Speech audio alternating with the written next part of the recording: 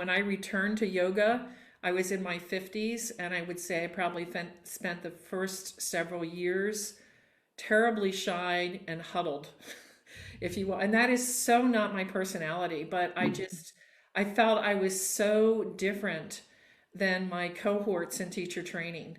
And I always kept asking myself, what am I doing here? I'm older and fatter than most of the people in the room.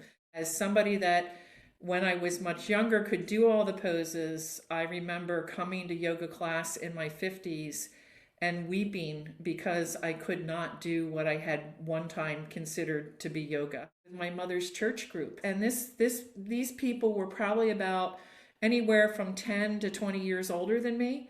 And they're like, we didn't know this is yoga. Oh my God, this is amazing. If this is yoga, we want more of it. At a retirement community for retired military. And that just opened my eyes, because in that class, the student ranged in age from 70 to the oldest was 99. These people did gentle mat yoga, some of them, and some people were just in the chair.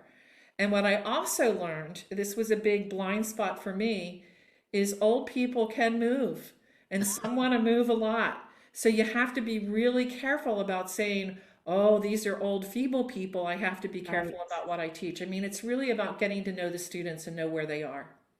Impressions of people are shaped by cultural representation, and we harbor them in our head, whether we intend to or not. So you may see a young 20-year-old walk into a class, very thin build. She looks like she's very athletic, and then you find out that she's up for a lung and heart replacement.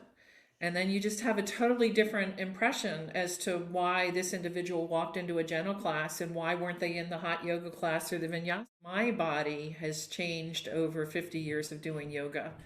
And so I'm probably a person who would be considered elderly, and I have some chronic conditions, which means that some poses that are normally considered accessible are not accessible to me. So my modifications were really meeting my body where it was and still finding a way to feel good and connect it to my breath and spirit afterwards.